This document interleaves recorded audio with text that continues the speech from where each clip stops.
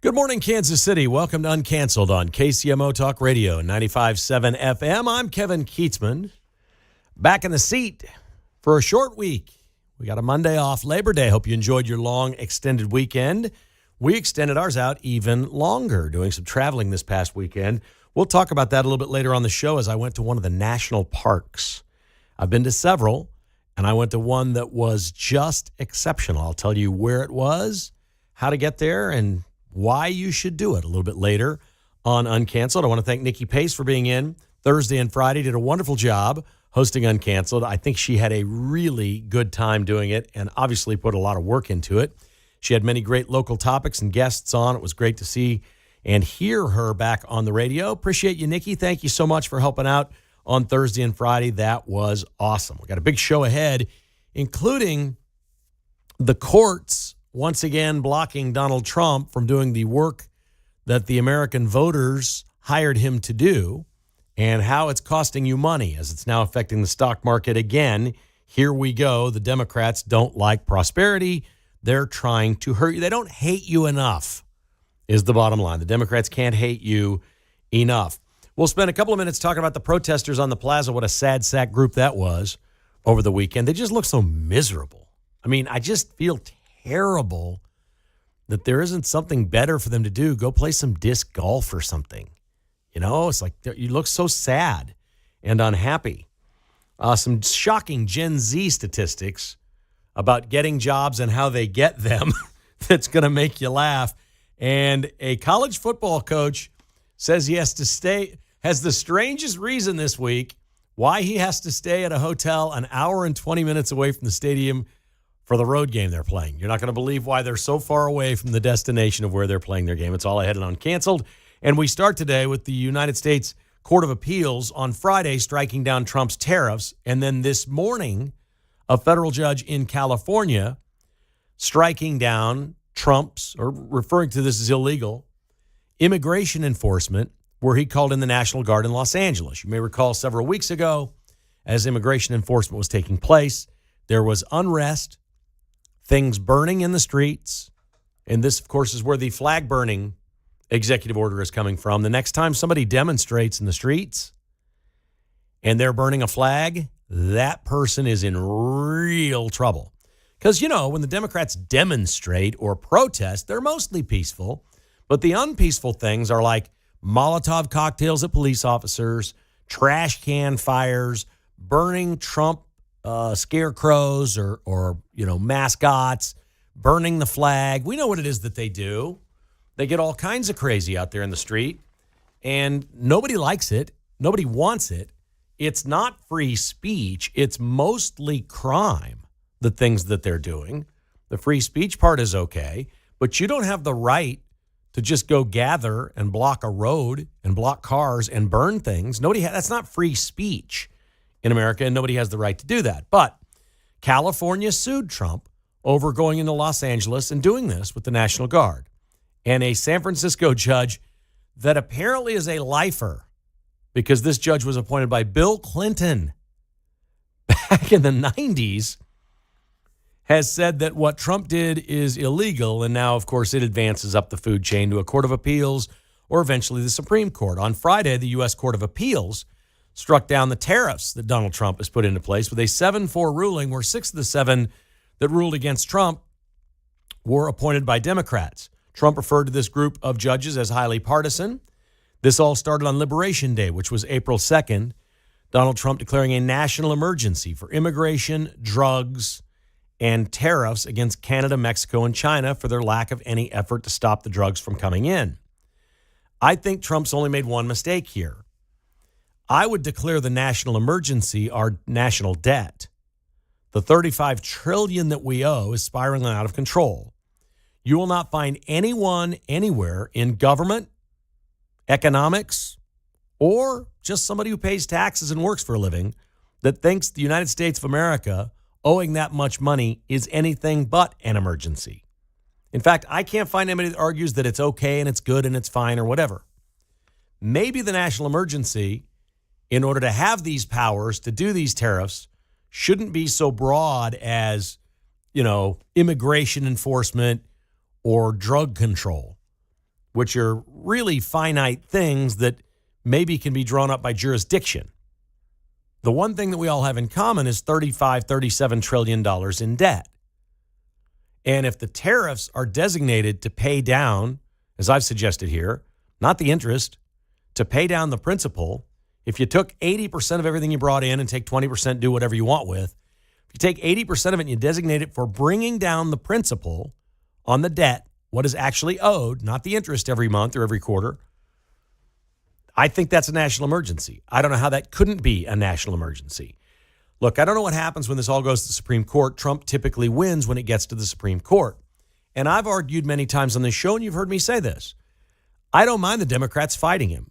I think it's good for elections for Republicans. I think when they fight him on things like boys and girls sports or immigration or open borders or many of these other things that we see over and over and over, and including things like defunding police. Now, those are big, broad, financial type things.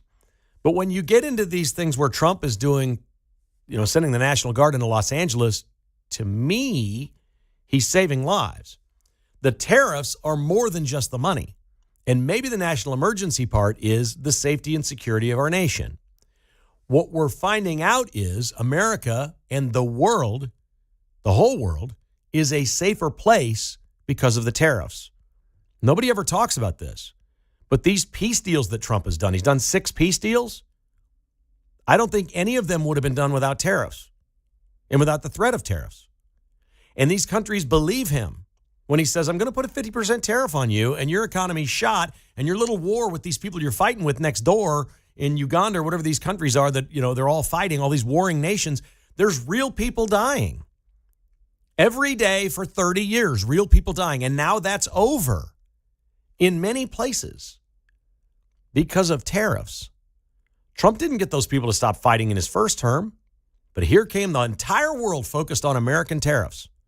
Oh my God, what are we going to do if they hit us with tariffs? What's going to happen to our country economically if we don't do business with the United States? Every country in the world is terrified of this. And Trump has created peace on earth through tariffs. And nobody discusses this part. And you have one political party in America that is so hell-bent on opposing everything Donald Trump does, because there's only one way to make sure good things don't happen that Trump puts in place, and that's to stop everything he does. If you stop him from doing it, it can't be good. The possibility of it work, they wouldn't stop anything they didn't think would work. Would they? Honest to God, let's be honest. If the Democrats, why would they go after something Trump is doing if they thought he was going to fail and the American people were going to hate it? They would never go after it. All the Democrats do is go after things they know will work and American voters will like. Their entire ecosystem of the Democrat Party has nothing to do with making America a better place to live, raise a family, work, thrive, be safe, be happy. It has nothing to do with any of that stuff. Every single thing they do is based on getting votes and stopping the other party. So if they can give things away, they don't mind raising your taxes. They love raising the taxes of Republicans to give money to people that don't work, for example, or to illegal aliens, or whatever it may be. Anything that will help them get votes, they'll spend the money there. They don't mind. There's some crazy exemptions on these tariff things. One of them is a China tariff that Trump put in place during his first term. Biden left it there. The court says that one can stand.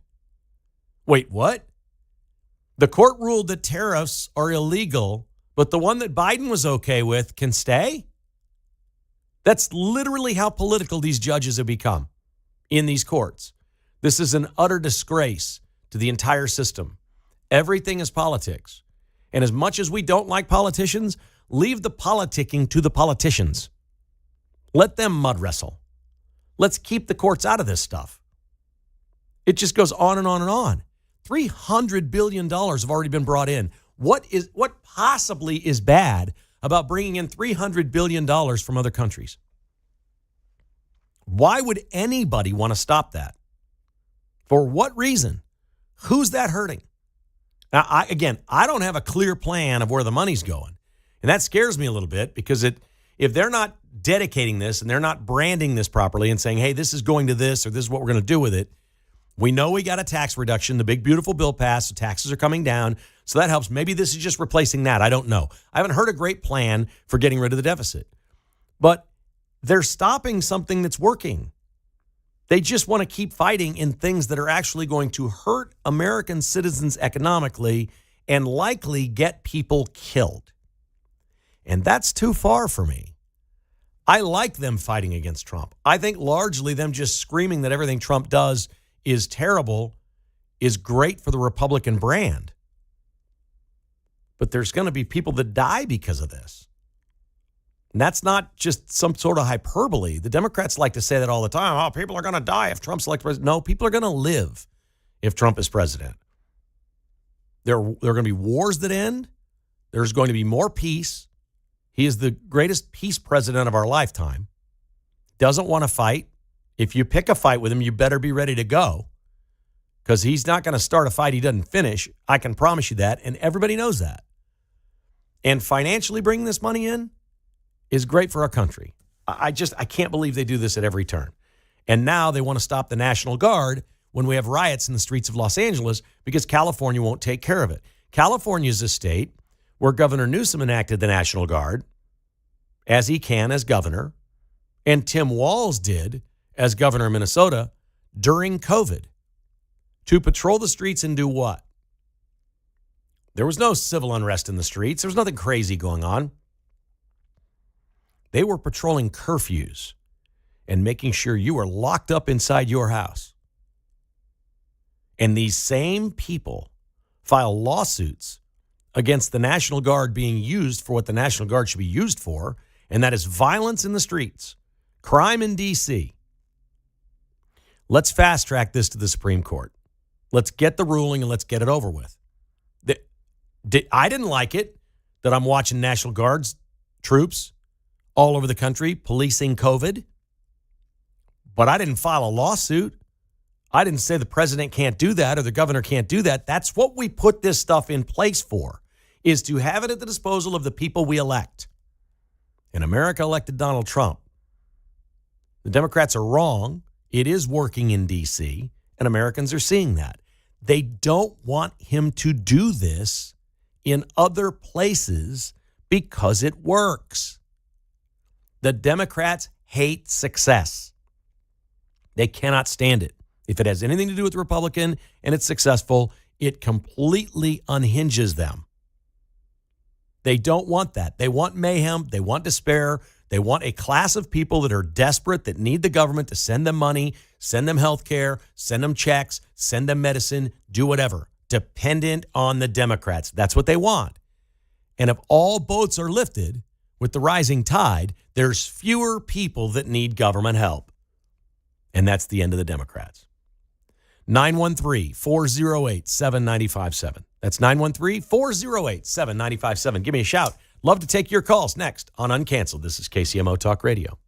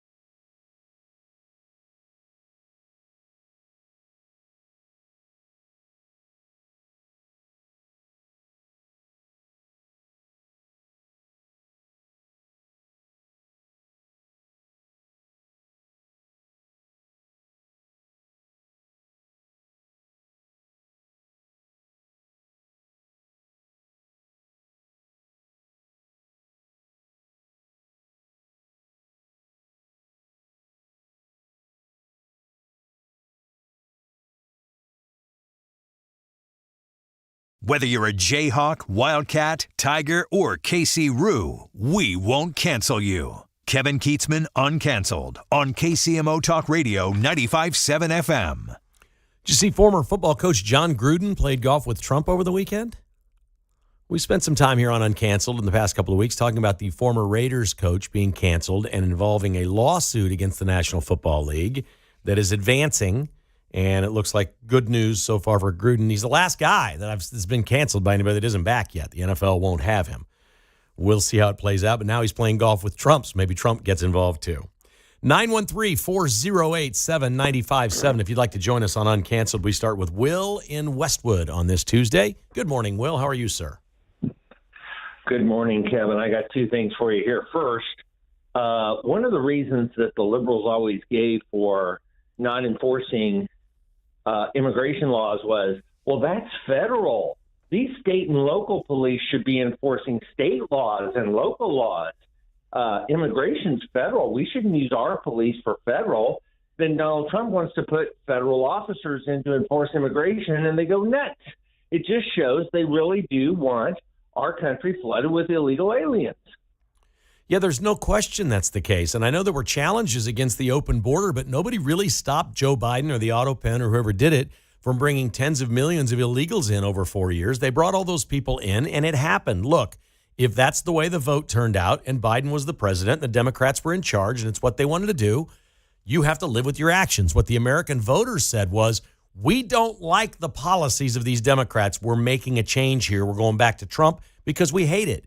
The Democrats' plan is never to do the right thing. It's when you're not in power, just go to court and stop the other guy from being successful. It's so anti-American, it's crazy.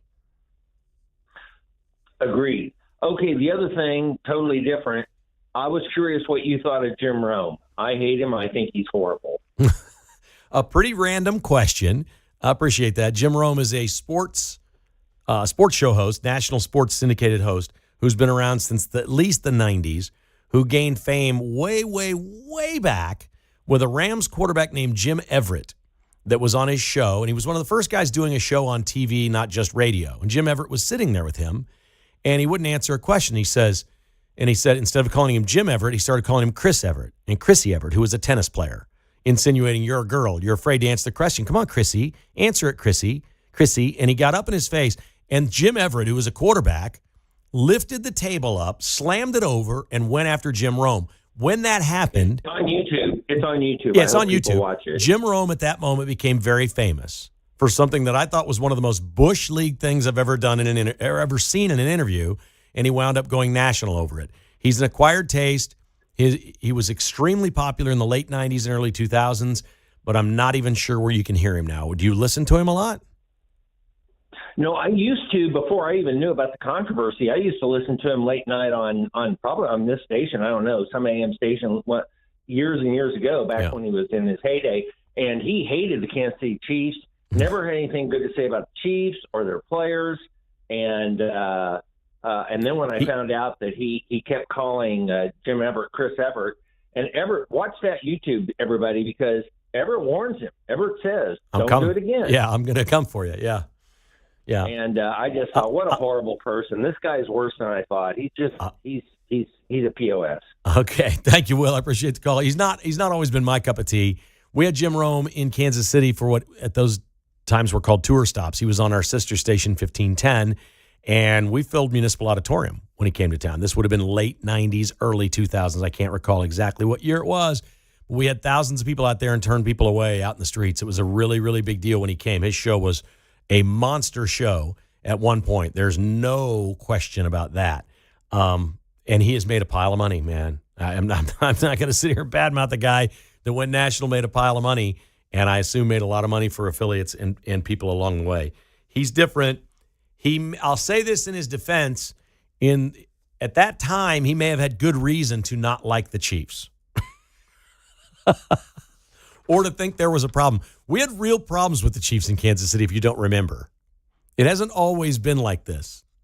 This is the golden era of Chiefs football. There have been really fallow times where the team was no good, and then there's also been times where it was so crime-riddled out there, it was like, the percentage of crime taking place at Arrowhead Stadium by people that work there, it was like carjackings in Kansas City, Missouri right now. It was up like 79%. They had a drug ring with players on the team smuggling drugs in. They had an FBI investigation. They had a murder-suicide. They had all kinds of crazy. The Chiefs were, and many times, many stages throughout their history, have not been anything Kansas City could be proud of. That is true. So maybe it was one of those times. Not sure. When we come back, why are the protesters that hate Trump on the streets so sad these days? And my trip to a national park. That's up on Uncanceled, next on KCMO Talk Radio.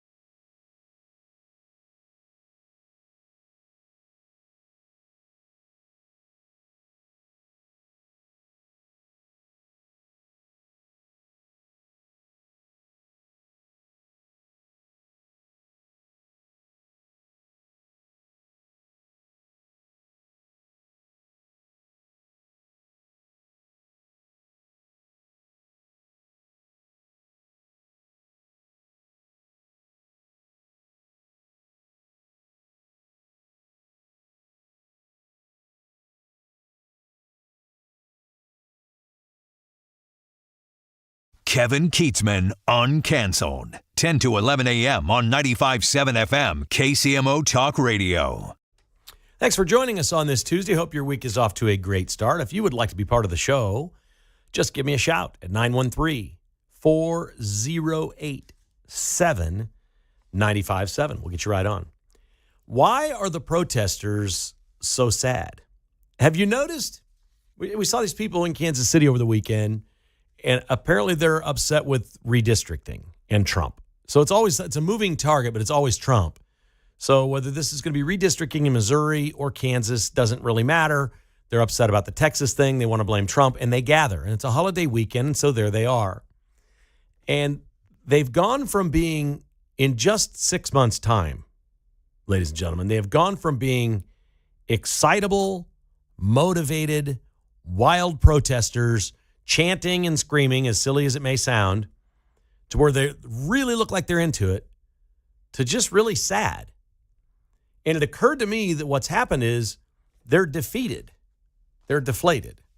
There's something that has changed with these folks, and their demeanor is completely different than what it's been. And I feel bad for them because they know the first 6 months has been really hard for them, and there's 3.5 years to go. They know that. They're going to get sadder and sadder and less effective. It's not going to work. The polls all reflect what Americans want, and things like safety and security are at the top of people's minds right now, and the economy and tariffs and things of this nature. And redistricting is a very political, wonky thing that they really should be holding signs when they do this saying, "Stop Trump. Don't do what we do. Republicans can't redistrict like we can," because they all do it. I don't care who you're talking to. You can call it gerrymandering. You can call it whatever you want to call it. Both sides do it, and it's tit for tat. And this is the tat. Here we go, because we know what the Democrats have done in California, Illinois, New York, and places like that. They have far greater percentages of Democrat representation in the U.S. House than places like Texas or even Florida or Missouri, for that matter. So they're going to do this. The Republicans are going to do it. And I say go for it. But get it right. Don't screw it up. They redrew my district in Kansas that I live in, and they still didn't get Sharice Davids out. So we've seen this happen and not work. And there are changing demographics and different ways to do things. And it becomes a little more dangerous for Mark Alford to win if they start boogering up his district, and he's got to eat up some Cleaver votes. It gets tougher. But these people that are out there now are just kind of sad. And I don't dislike, I know many of you do. I have plenty of Democrats that I don't like. I got plenty of people that I've met or know or will run into that are just unhappy or surly or make a crack, or you can just kind of tell who and what they are, and I don't particularly like them. But I had a moment a few days ago while traveling to Zion National Park in Springdale, Utah. It is a spectacular place. Our national parks are a thing to behold. We decided to do something a little different while on vacation, and we went on a 20-mile bike tour through Zion. These were electric bikes, because I don't know that Kevin and Jessica would have made it on regular bikes. It's a very steep climb, all those other things, and it was great. And we arrive with directions that we're leaving at 8 a.m. sharp, and we'll be back at 12 o'clock sharp. They want everybody there and on time. They want you there at 7:45, and they say if you're late, we could leave without you. Well, you know me, I'm the first one there. I'm a rule follower. We had an hour drive from our hotel to this bike shop. And we get there, and there's nobody there. The whole thing's locked up. Nothing's going on. One guy shows up, and he's exactly what you would think your bike tour guide is going to be. He's got a really long beard, this ball cap on. He looks like a 37-year-old hippie. And he's one of the most interesting people we've ever met. At first, it was awkward and off-putting. We're like, okay, this is not going to be good. There were a couple of cracks about our national government and things like that. And I thought, boy, this is going to end up a fight somewhere, near Bryce Canyon or something, where I remind him that it was Republicans that built the first national parks on the planet. And there's more money for these national parks in the big, beautiful bill and all these other things. I just knew what it was going to come to. And it never did. Because this person was the nicest, most giant-hearted liberal I think I've ever met. Truly walking the walk. He had a master's in physics. He introduced himself as Guru Stu. He's on social media at guru_Stu. And you won't believe what happened over the next 3 or 4 hours. We spent the first hour in the parking lot going nowhere because Stu likes to talk. And he was in no hurry. There was not going to be any hurry on this bike tour because his world moves really slow. And he doesn't just stop and smell the roses. He stops and smells everything in the park. He loves that park. He has, again, a master's in physics and decides to do bike tours so he can go up and back through the canyon every day and make money doing it. It's exactly what he loves. He let us know there's 20 different types of plants and flora inside Zion that do not exist anywhere else in the world. He told us that it took 2 million years for the ice to melt and flood this area, the Bonneville Flats. You've heard of Bonneville Salt Flats, and you know about Salt Lake City and all that. For all of it to melt and carve these canyons and create this mysterious and extremely loud, silent place. It is so quiet, it's deafening inside Zion, and it was a wonderful experience. And he continued to tell us that we are beautiful humans and our spirits, he could feel them, and all these other things that you would think are just crazy. And you started to believe it as you're going through this place. And you're like, I said, Jessica, what do you think? She goes, man, I feel really, really small. Like you're looking around at all this stuff. So if you go to Yellowstone or some of these other parks, they're big, vast, wide open places that are unbelievable. This is not. You're in canyons. You have giant, it's like being at the bottom of the Grand Canyon, but the Grand Canyon is way closer together. And you're bicycling down through it and you're looking up and it's crazy. And you go from sunshine and maybe 85 degrees and into the shade in these canyons, and now all of a sudden it's 52 degrees. And you're like, what? This is, the ecosystem in there is unbelievable. And you feel it. And we went back a different way than we went up. And we're coming down out of this big climb, and we're in a big sunny area where there's road and no cars. And I do like I'm a kid again, and I stand up on my bike because my butt's hurting. I'm an old man. And I stand up and I'm coasting down. And we're probably going maybe 15 to 20 miles an hour coasting down this grade. And Stu's on the walkie-talkies with the whole group. And he's like, isn't this fun? And he turns back around and he's looking at the group. And he's got a camera that he can see us all. He guides us, but he can see it all. And we get down a little farther and we take a break. And he goes, Kevin, what were you thinking when you were standing on that bike coming down the mountain? And I said, well, I was just thinking this is quite amazing. And I need to think a little bit more about things that are not as important as I think they are. And he said, you win today. And this guy was as liberal as he could possibly be. I don't think we could go to a rally together, talk politics, or do any of that. But I'd be really happy to have him as a neighbor or a friend or a brother. He couldn't have been more kind and generous and fulfilled in everything that he does. And the things that make him happy made us happy, if only for a few hours. That's certainly not a way that I could live. I can't live that slow. I can't do it. I can't. But I learned some genuine kindness from him that I'd never thought of before. And if I'm being perfectly honest, I prejudged him more than he prejudged me. That's far different than the people that are out there on the streets protesting Trump. Those people wake up angry every day. Their hearts are filled with hate and disdain. They can't get past the crazy things that they think. This tour guide says he has a therapist. And he was bragging that he has a unicycle that goes 44 miles an hour, but he likes to drive under the speed limit in his little town that he lives in because, you know, the people with the trucks that go to church all the time, they like to drive really fast, and he likes to get in their way and slow them down. And I said, what is your therapist? What does he say about you taking a unicycle 44 miles an hour and driving your car, perfectly safe car, under the speed limit? And he said, they. I said, excuse me? He said, they. My therapist is not a he. And I went, oh, boy. I'm getting set back again now. But it was okay coming from this guy because he was just genuinely happy and in a great, peaceful place. We need more Democrats to find that place and not look so sad standing around Kansas City over redistricting. I don't think Stu is overly political. I don't think he's going to carry a sign and go to a rally. I'm sure he votes. I'm sure he thinks Republicans are out to close the national park and turn them into casinos and things like that. I'm sure that's what they think. They're brainwashed that way.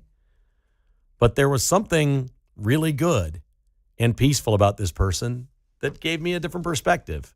And I asked myself while I was driving back to the resort, which was an hour long, what's wrong with me?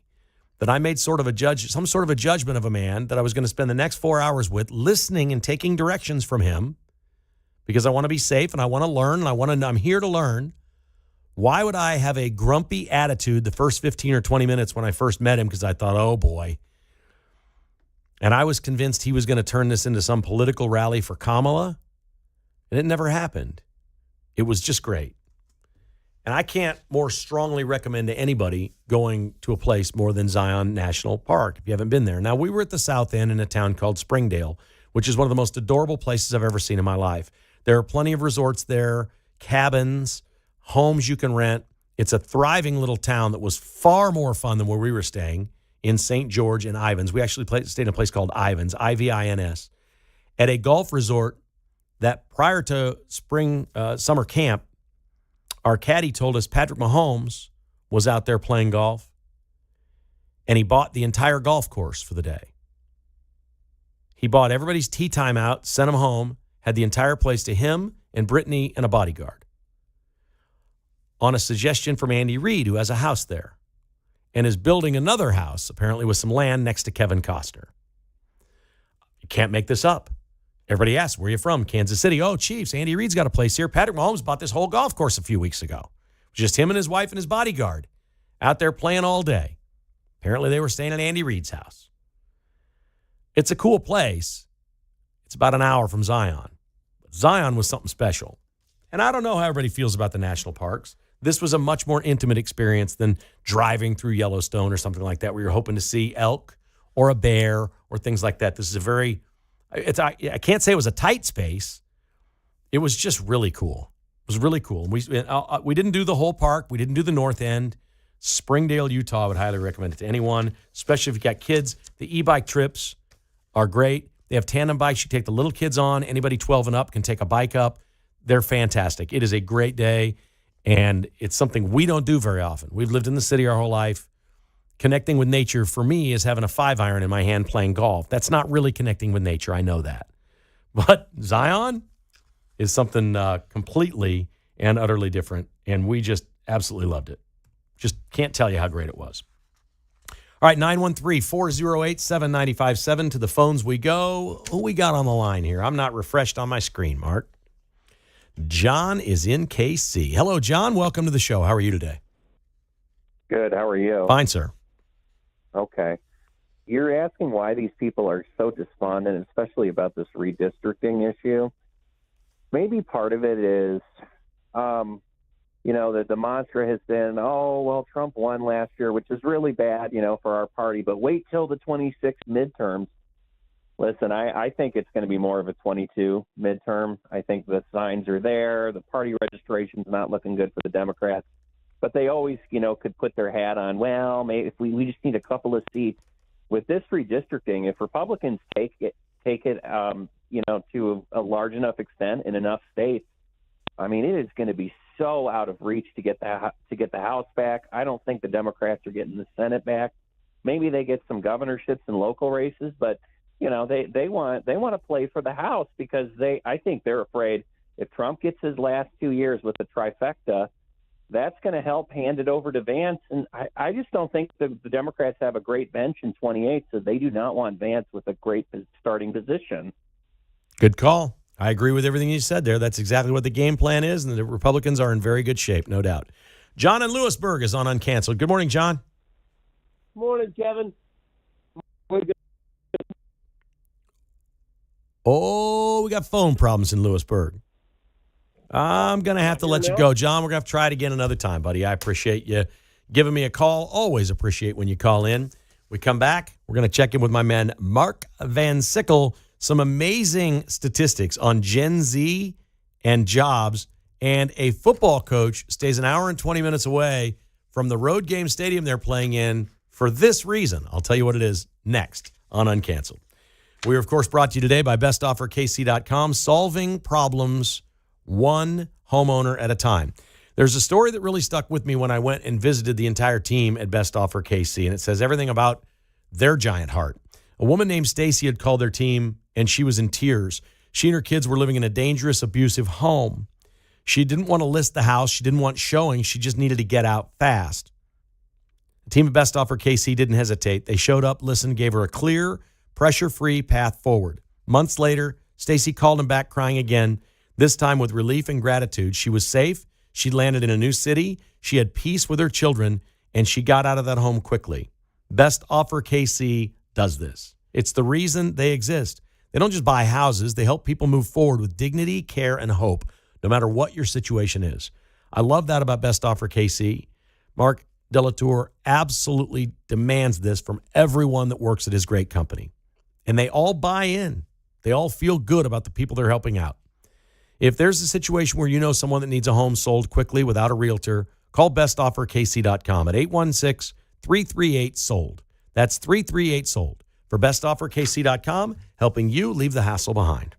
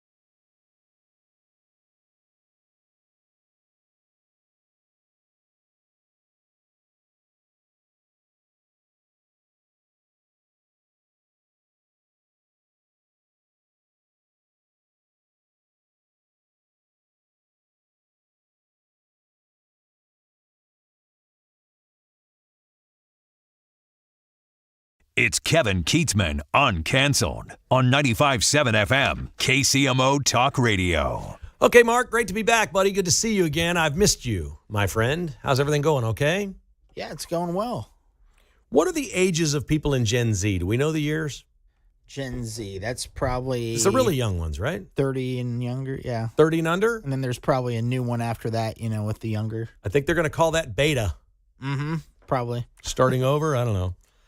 Gen Z, 77% of people, Gen Z, in a recent poll, said they have taken their parents to a job interview with them. 77. Now, this has to be like your first job at McDonald's or something. I mean, what are we talking about here? I drove my daughter for her first job interview, but she stayed in there by herself, and she was only 12. She was going to be a ref. Well, the question wasn't, did your parents take you to your job interview? It was, did you take your parents to the job interview? So they went in with them. Apparently. Wow. And then it says 73% of Gen Z says their parents helped them with work assignments. And 45% of respondents said their parents at one point have spoken with their manager at work. What the heck are we talking about here? That's crazy. Royals news, did you see Vinny's new haircut? I have not yet. Did you hear about it? No. Okay, there was a bet that he lost, apparently. He has braided it. Not quite cornrows. It's completely braided. Not going to help. He's made fun of himself, self-deprecating, saying he's not the most attractive man. This isn't going to help. So he lost a bet, and he's braided his hair. We'll see that tonight, right? He can keep hitting home runs. That's all that matters. That's all that matters, buddy. Bill Belichick had a rough start. What'd you think of the North Carolina Tar Heels last night? I mean, they had a great opening drive, and then after that, it was just absolutely dominant by TCU. Did you think after the opening drive, wow, he's got something? Or did you think, well, I've watched a lot of college seasons start. I've watched a lot of college games where the first team goes and scores 7-0, then they get drilled. I've seen that happen a lot. That doesn't happen much in the NFL, but it happens a lot in college. What were you thinking when you saw it? They just kept talking about all the, NFL coaches that were on the squad and everything like that. And so I was thinking, all right, they had a good first 10 plays ready to go for this one. And that was out of the gate, ready to go. And then after that, it was just like, all right, we're running the ball. We're not getting anywhere. And they couldn't make up the ground. No, I think you've nailed it. TCU after that was just absolute money. They came in and thought they were being disrespected in this game. They're like, oh, this is all about Belichick. We're going to go. TCU's got a good program. That's a good football team. And underrated this year. Yeah, and a reminder, everybody in the Big 12 has a quarterback over 30. There's experience everywhere. Oh, right? yeah. Do you think that matters Saturday with KU and MU? Jalen Daniels, by far the more experienced quarterback. Yeah, I think Mizzou might be on upset alert next week. That might be a hot take, but, man, it's going to be tough. Missouri's favored by 6.5. We'll talk more about the border war as the week goes on. Arizona State coach Kenny Dillingham, they won the Big 12 last year, and I like this guy, and a lot of people like him, and he's probably the best news conference coach in America because he just starts riffing. He's very young. He's secure in what he does. They're going to Mississippi State this week. And he said, well, everything's changed here in our program. When we were in the Pac-12, we went to big cities. We just flew from one big city to another. We go to L.A., play UCLA, USC. We go to Seattle and play. He goes, now we're going to places where they're smaller towns. He said, we're staying an hour and 10, hour and 20 minutes away from stadiums. And the guy said, why this week? He said, well, we're going to Mississippi State. It's the closest hotel we could find without a casino. Oh, wow. Yeah, you don't want those college kids getting in trouble there. Then he said they eliminated the hotel they stayed at last year at Texas Tech because 10 of their players got sick on the food. He said, we're going to start catering our own food in, special for our players. These coaches are something else. I'm back. Deal with me. That's Uncanceled. The Vince Show's coming up next. Thanks for listening to KCMO Talk Radio.